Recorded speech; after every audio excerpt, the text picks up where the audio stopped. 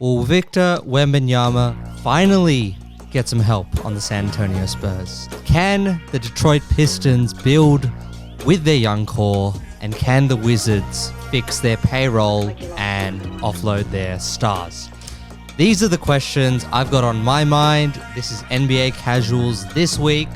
We're trying to fix the worst teams in the NBA for the next season.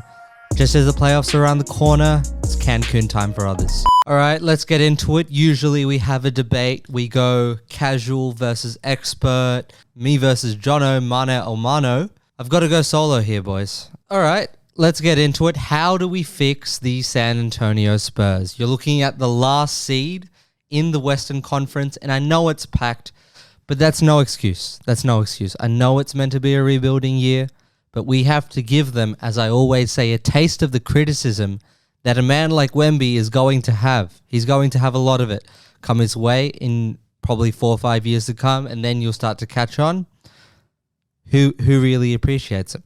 Anyways, let's get on point. Let's get on topic. How do we help Wemby fix this team? What I've seen so far from the Spurs, I don't rate the guys around him. So I'm starting to question, are we looking at this year's draft pick, could be a top 3, top 5, top 1 draft pick, as an option for us to keep building a young core, or can we trade it? I'm just going to put it out there. Can we trade it? We've got a trade surplus. We've got the trades from DeJounte Murray. We've got the Jakob Poeltl trade to the Toronto Raptors. We've got enough trades in the bank to let loose a little bit. You look at what I'm hearing, and I don't hate it, Trae Young on the market. There's a lot of guys that can help Wemby build right now. And what that would mean for Popovich, I think, is actually understated. You're looking at a coach, touch wood, towards the end of his basketballing coaching career. He's old. You're looking at a guy that might, in my best expert analysis from the other side of the world, have one more urge in him to really target a playoff run. And I don't think you'll see that if they keep building this young core. I think the Spurs timeline, guys, is a lot faster than what me and you probably thought start of the season. And why is that? It's because Wemby's good. Wemby's not only good, he's really good, great, borderline world-class at a lot of things. World-class. Maybe even, we'll get into it next week when we talk all things Depoy. Might be up there. But you've got a player on a minutes restriction averaging what he does with a team that is incoherent around him.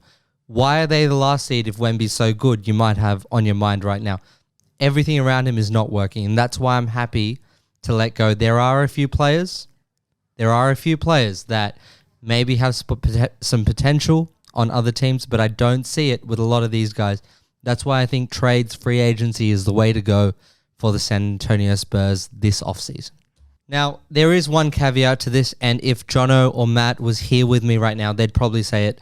The San Antonio Spurs are not just known for their player development, it's what they've always been about. They go the extra mile in this category. The opportunity to upskill a top 5, top 10 draft pick, as I said, into a world beater next to Wemby, that is very enticing. And I do understand if you trust yourself inside, but I think you need to feed into the ego here, guys. You need to feed into the ego that says we can be the best. You've seen OKC with a young core do it now. Yes, they've got more guys, but you've got a player with a much higher ceiling and maybe even a much higher floor than what they've got. So all I'm saying, confidence, gents, back yourself. Team number 2. All right, let's talk about it. Detroit Pistons, 13-62. That's their record this season in the East, at the bottom, where they deservedly belong. Now, there's a million ways to fix a team. There's a million ways to do a lot of things. This is not about trades. This is not about free agency. This is about cutting to the chase, coaching, all right? We talk about Monty Williams, what happened at Phoenix with DeAndre Ayton. We've seen it sort of transpire here with the likes of Jaden Ivey not being trusted for so long and then finally getting slim chances to prove himself. There's a lot that's been going on with this team that I'm not happy with, And I think coaching is the root problem. Cade Cunningham, do you remember the hype about this guy? High school mixtapes, all of that. It's not, sometimes I get it. These young players, these rookies, it's a hype to fill a void because we're like, last year's guy was good. This year's guy has to be just as good, if not better. It's not like that at all with Cade Cunningham. The numbers he's got on this season, turnovers, yeah, okay, I get it. But you look at these numbers I'm putting up for you now. This is a player that can gel into a superstar in the league. And I'm comfortable with that. I'm comfortable with the main guys on this team being rotational pieces at the very minimum on a good Detroit Pistons team. We're a long way away from that. But what we've got on the way is hopefully a number one pick in the draft. And I've looked at some of the draft boards, some of the mock drafts. They don't really have a ball-dominant guard in these mock drafts up the top. So I'm thinking it's a good opportunity to get someone that is naturally going to gel with Cade, because that's the one thing Cade can't play with. A ball-dominant guard, Russell Westbrook-esque, that sort of thing. Cade Cunningham is going to be the guy with the rock in his hands, and I think there will be a superstar in Detroit with him. I look at what can happen with the rest of this team. You're looking at needing a coach that is a good cultural fit. Yes, tactics is one thing. How we can fix Detroit, we can get nerdy another day, fellas. But how can we fix them culturally? We need a coach that is a development coach. I don't know what they were thinking, giving Monty Williams the bag, coming from Phoenix. It's a whole new world. A whole new, brave new world, whatever you want to call it. It's different when you're coaching one of these teams. You need a development coach. And I'm thinking of looking down at the collegiate level, seeing who I really like that is known for developing players. Am I a college basketball expert? No. Is it March? Yes. So, I might have to pretend every now and then. I think there are good coaches at a college level, more known for their player development than they are for their tactics. If you can find the needle in the haystack there, I think that is where you need to look at finding the next coach, because what you get with established NBA coaches is the norm. Experienced coaches with experienced players. I want a Tony Pulis. If you watch football, I want a Tony Pulis. All right, team number 3, the Washington Wizards. I'm just going to quote Kyle Kuzma. At this point, it's like, don't be that team. Don't be that team. And that's him talking about the Detroit Pistons. And look where they are now. Just one win ahead of them in the East. Not looking good. Not looking good at all, fellas. And I'm just going to run through what I would do on 2K, what I would do if I was GM for this team. You're looking at Kyle Kuzma. He has what I like to call universal value. Every team in the NBA would like a player like Kyle Kuzma. As much as that tweet might discourage you from bringing him on board, he's a player that everyone wants. His trade value, I would like to say, is high enough for you to consider trading him. 1 or 2 picks you can get out of that to make up for the shit house of a deal that the Bradley Beal contract and trade to the Phoenix Suns was. Putting that to one side, the big question that is on your mind right now, what are we going to do with Jordan Poole?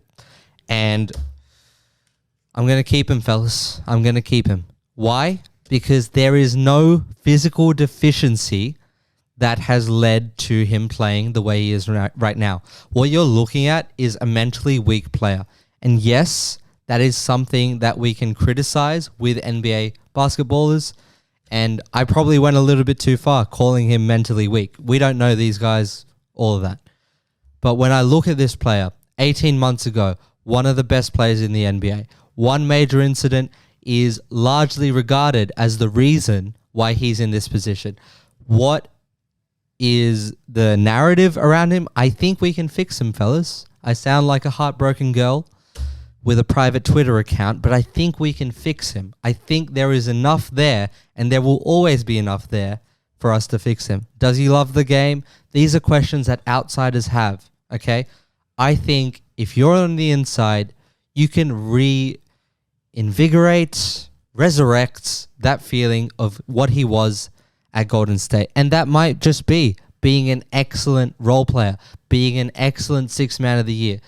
The contract, if you offload it now, you are selling yourself short. You are not believing in your ability to uplift basketball players from B- to B+, and that is how great NBA teams are made.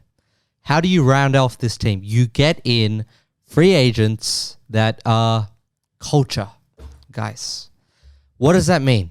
It is so hard to get good culture guys if you're a team that is not planning to finish in the top 8, okay? And the Wizards won't be doing that next season. The good culture guys that I've got down, okay?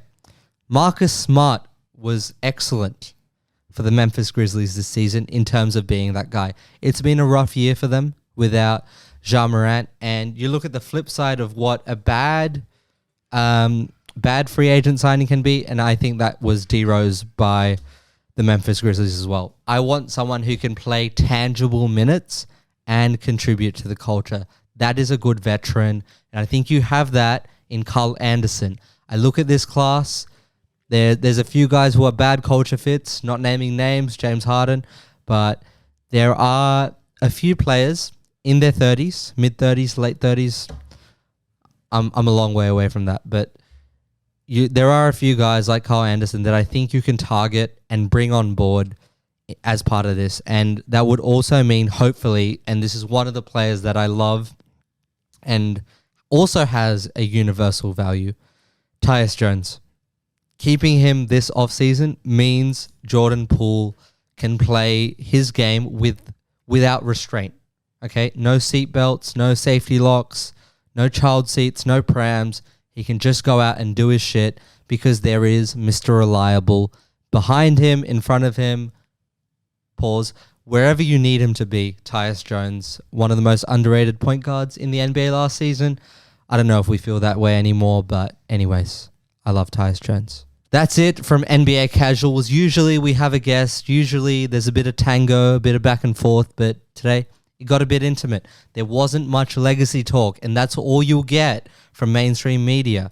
What we're trying to do at Lockdown Sports at NBA Casuals, we're trying to bridge the gap between entertainment and analytics, because there is a way, fellas, to merge the two into what sport is about. And as my friend Aubrey Graham would say, combination. That was terrible. Anyways, if you liked this video, it would mean a lot to me if you can contribute to the growth of this channel. How do you do that? You subscribe, you stay locked in for more. All your basketball, all your footy, all your cricket content, we've got it right here for you. Stay tuned, stay locked in.